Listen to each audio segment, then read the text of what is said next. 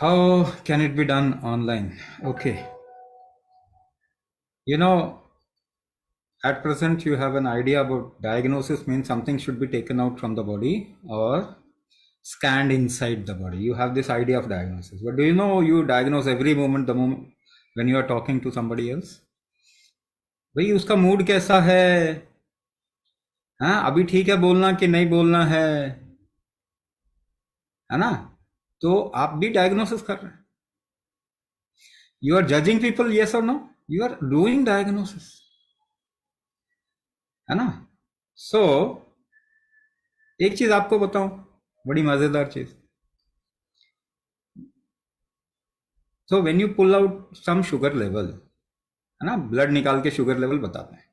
For the same sugar level one person has more problem, the other person doesn't have any problem.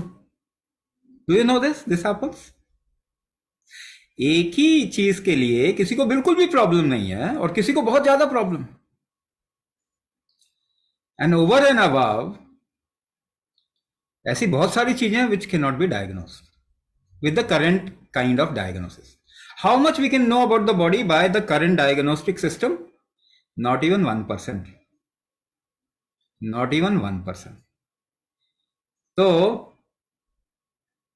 कैसे diagnosis कर सकते हैं और कैसे? The moment you look at a person, किसी चीज को, किसी इंसान को देखते हैं, आपको पता चलता है ना कि ये इंसान थोड़ा टफ है, ये इंसान थोड़ा ढीठ है, this is very very fragile.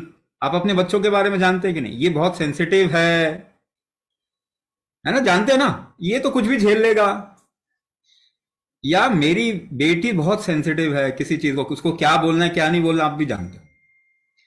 So everybody is different and we have many many things which cannot be diagnose in the current diagnostic system. हाँ, मैं आपको ऐसे कितने ही एग्जाम्पल दे सकता हूं. There are people who have very high sugar level, no problem at all, and they are getting cured of their glaucoma, neuropathy. ऐसे कैसे हो सकता है? Yes, ये हो सकता है. अगर आपका बॉडी ज्यादा टॉलरेट कर सकता है तो वही चीज आपको ज्यादा प्रॉब्लम नहीं करेगी. तो टॉलरेंस का टेस्ट होता है क्या कुछ?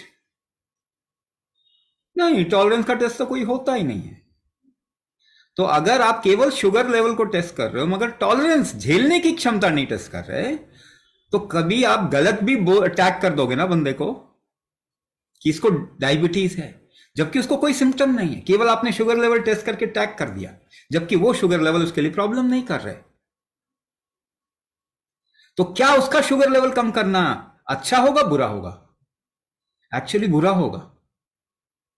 That is why you see when you start doing that, sugar level कम कर रहे हैं या थायरोक्सिन के लेवल्स आप बढ़ा रहे हो या ब्लड प्रेशर कम कर रहे हो या इस तरीके का कोई ना कोई चीज शरीर में कोई डाल रहे हो, तो क्या है, बीमारी खत्म हो गई क्या किसी की? एक बता दीजिए कोई डायबिटीज का इंसान ठीक हो गया, अस्थमा का ठीक हो गया, ब्लड प्रेशर का ठीक हो गया, ऑटो इम्यून डिसऑर्डर का ठीक हो गया, थायराइड का ठीक, एक एग्जांपल बताओ दवाई लेके ठीक हो गया. कुछ तो मिस कर रहे हैं ना. Then the second factor, you know your body responds to emotions a lot. है ना, इमोशन के साथ में आपका बॉडी रिस्पॉन्ड करता है ना. कोई घटना ऐसी घट गई जिसको आप झेल नहीं पाते हैं तो पूरा बॉडी क्रैश हो जाता है. जिस दिन आप परेशान हो जाते हैं, भूख नहीं लगती ना, इमोशनली डाउन होते हैं, उस दिन भूख भी नहीं लगती आपको. इमोशन का टेस्ट कहां होता है मुझे बताइए, कौन सा टेस्ट होता? कोई भी टेस्ट नहीं होता, मगर उसका नुकसान आपको मालूम है क्या है? माइंड घूमता रहता, परेशान होता रहता, उसका कोई टेस्ट है क्या? मेंटल एबिलिटी या मानसिक स्थिति का टेस्ट है क्या कोई? कोई भी टेस्ट नहीं है. तो ऐसे में 1000 चीज बता सकता हूं जिसका कोई भी टेस्ट नहीं. आपको भूख कितनी अच्छी लगती है नहीं लगती, किसका कोई टेस्ट है क्या?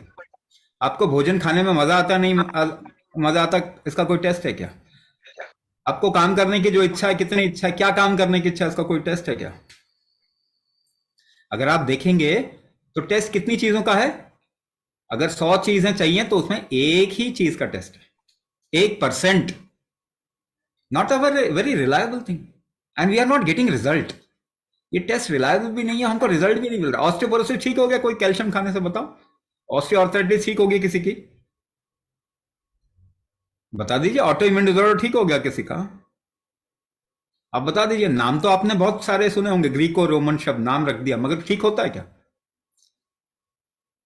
तो ये आपको समझना पड़ेगा कि डायग्नोसिस बहुत हमें अभी लेके आना है। रिसर्च बहुत कम हुआ है डायग्नोसिस में, थोड़ा बहुत ही डायग्नोसिस कर रहे हैं, वो भी इस तरीके से जिससे सॉल्यूशन नहीं मिल रहा हमको। आपको बता देंगे कि आपकी नसें काम रीजनरेट हो रही हैं, मगर रीजनरेट कर पाएंगे क्या? कोई नहीं कर पाएगा। तो डायग्नोसिस करके भी फायदा क्या, ये बताइए, जो ठीक ही नहीं कर सकते।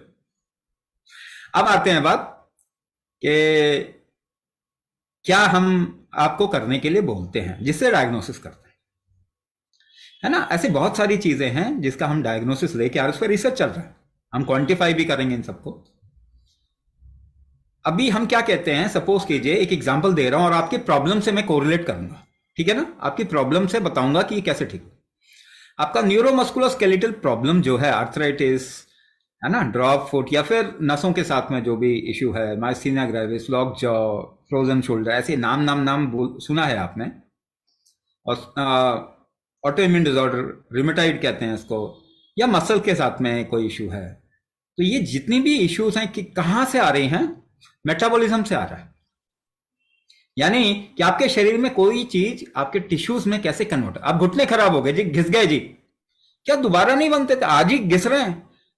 याद कीजिए, आपके दादा परदादा जो थे, उनके भी तो घिस्से होंगे, मगर वो बुढ़ापे में भी काम कर पाते थे। और यहां तो यंग एज में काम नहीं कर पा रहे, और वैसा तो काम आप भूल के भी नहीं कर पाएंगे। याद कीजिए, दादा दादी नाना नानी कितना काम कर सकते थे वो, आप कितना काम कर सकते हैं। यानी आपके शरीर की हालत जो है, स्ट्रेंथ फैक्टर्स उनसे बहुत कम हो गया। ये तो बात आप ऑब्जर्व करके ही समझ सकते हैं। तो एक चीज मैं बता रहा हूं, ऐसे बहुत सारी बातें हम डिस्कस कर सकते हैं जिसमें कि क्यों हुआ, क्या क्या कम हो गया, क्यों हुआ, और उसको कैसे ठीक किया जा सकता है। मैं केवल एक चीज को उठा के बोल रहा हूं जिससे मैक्सिमम प्रॉब्लम को सॉल्व किया जा सकता है, ठीक है। और वो आपकी समझ में भी आएगा। मेटाबॉलिज्म को उठाते हैं। आजकल आपने देखा कितनी बीमारियां बढ़ रही हैं, थायराइड बढ़ रहा है, कम हो रहा है, बढ़ रहा है ना, कम हो रहा है क्या? आपकी दादी नानी को तो था ही नहीं, 25 साल में थायराइड हर एक को होने लग गया। डायबिटीज बहुत बढ़ रहा है, ऑटो इम्यून डिसऑर्डर बहुत बढ़ रहा है, blood pressure, heart disease number 1 cause of death बन गया। ये सभी के सभी मेटाबॉलिक डिसऑर्डर हैं। ऐसा आप एक कैटेगराइज अपने दिमाग में मान के चले। अलग अलग बीमारी को बात करेंगे ना तो आपको नहीं समझ में आएगा, ठीक है। तो ये सब किस वजह से होते हैं? आपके शरीर में मेटाबॉलिज्म खराब होने की वजह से। ये मेटाबॉलिज्म क्या, ये तो अंग्रेजी वर्ड है कोई, है ना। मेटाबॉलिज्म होता क्या है, आपको आसानी से समझने के लिए, आप जो कुछ भी खाते हैं वो आपका शरीर बन जाता है ना, वो ठीक से बन पा रहा है कि नहीं बन पा रहा है, इतना समझिए आसानी के लिए। जो आप खा रहे हैं वो आपके टिश्यूज बनने चाहिए, वो बन पा रहे हैं कि नहीं बन पा रहे। अगर नहीं बन पा रहे ठीक, तो हम कहेंगे मेटाबॉलिज्म कमजोर है। अगर ठीक से बन पा रहा है तो हम कहेंगे मेटाबॉलिज्म अच्छा है। तो सारी मनुष्य प्रजाति का ही मेटाबॉलिज्म वीक होना शुरू हो गया। इसके बहुत सारे कारण हैं, मगर वीक हो रहा है ये हम देख पा रहे हैं कि ये बीमारियां बढ़ रही। अब इसको स्ट्रांग करने के लिए, इसको ठीक करने के लिए कोई दवाई बन सकती है क्या? अगर दवाई बनी होती तो ये सारी बीमारियां ठीक हो रही होती ना। तो कोई भी तो ठीक नहीं हो रहा, कोई भी तो ठीक नहीं हो रहा। यानी कि दवाई से आप मेटाबॉलिज्म ठीक नहीं कर सकते, थोड़ा नंबर का हेर फेर कर सकते, थोड़ा शुगर लेवल कम कर सकते, ठीक है, थोड़ा ब्लड प्रेशर आपको कम दिखाई दे सकता है, थोड़ा थायरोक्सिन खा के दिखा सकते हो कि भाई थायरोक्सिन आ गया मेरे शरीर, मगर आपका मेटाबॉलिज्म तो ठीक नहीं हुआ, क्योंकि बीमारी गई नहीं। ठीक है ना, इतनी बात समझ में आ रही है ना सबको। तो इसका मतलब है मेटाबॉलिज्म आप दवाई से नहीं ठीक कर सकते, सीधी सी बात। दूसरी चीज, अच्छा भोजन करके क्या आपका मेटाबॉलिज्म ठीक हो जाएगा? सपोर्ट मिलता है, ठीक नहीं होगा। हाँ, सपोर्ट मिलता है, ठीक नहीं होगा, क्योंकि मेटाबॉलिज्म आपके शरीर की एक शक्ति है, स्ट्रेंथ है। ध्यान से सुनिए, जो मैं बता रहा हूं आप लोग समझ सकते हैं। ऐसा नहीं कि आप नहीं समझ सकते, आप बहुत आसान है, आप लोग बहुत बुद्धिमान है, आप लोग भारतीय हैं, बुद्धिमान है, ठीक है ना, तो समझ सकते हैं। मेटाबॉलिज्म आपके शरीर की एक शक्ति है। तो क्या हम देखें कि आपके शरीर में आप कैसे किसी भी शक्ति को बढ़ाते हैं, क्या इसको देखें, तभी हम मेटाबॉलिज्म को बढ़ा पाएंगे। हाँ ठीक है, इतना तो समझ में आ रहा है, मेटाबॉलिज्म को बढ़ाना ही हमारा सॉल्यूशन है, उसी से हमारा इलाज होगा, वो हमारे शरीर की एक शक्ति। तो क्या देखें हमारा शरीर अपनी शक्ति को बढ़ाता कैसे, क्या टेस्ट करें। आपको कुछ एक्सपेरिमेंट वेबिनार में करके बताया कि जब आप अलग से भी कर सकते हैं, कि आप 10 किलो अगर उठा सकते हैं कोई वजन, आप 15 किलो कैसे उठाते हैं, इतना ज्यादा बढ़ाना पड़ेगा ना आपको, उठाने के में ज्यादा शक्ति बढ़ानी पड़ेगी, तभी 15 किलो उठाएंगे ना। उसमें करना क्या पड़ता है, 10 किलो उठाने में भी आपको सांस रोकना पड़ता है, तब वो स्ट्रेंथ क्रिएट करके उठाते हैं।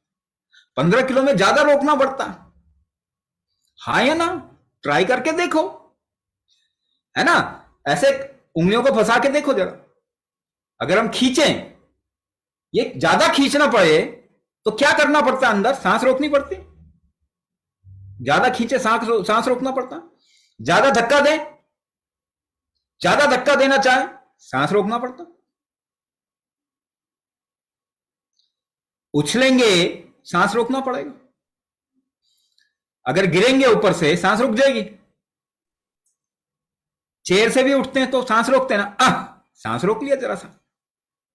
तो आपका शरीर शक्ति कैसे क्रिएट करता, सांस रोक के करता।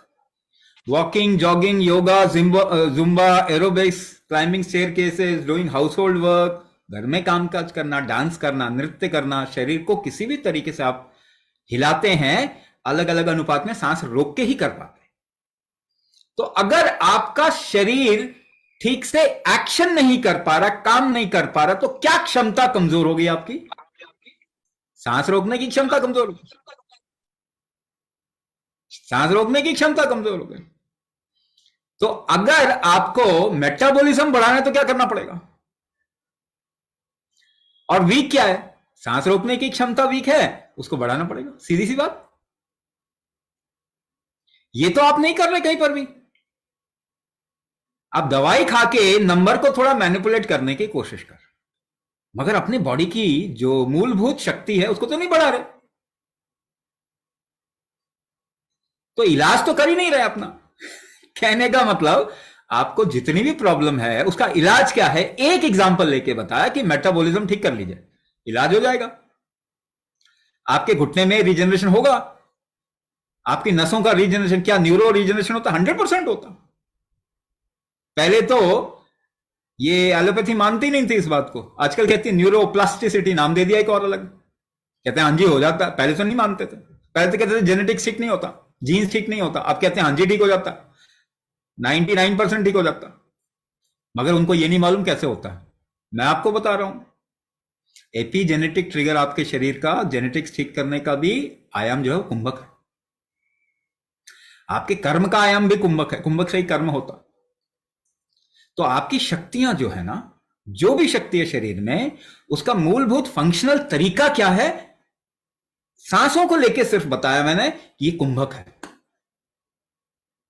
तो अगर आप बाकी सपोज कीजिए घुटने का ऑपरेशन करवा देते हैं, चलने की शक्ति तो नहीं बढ़ जाएगी ना ऑपरेशन करके,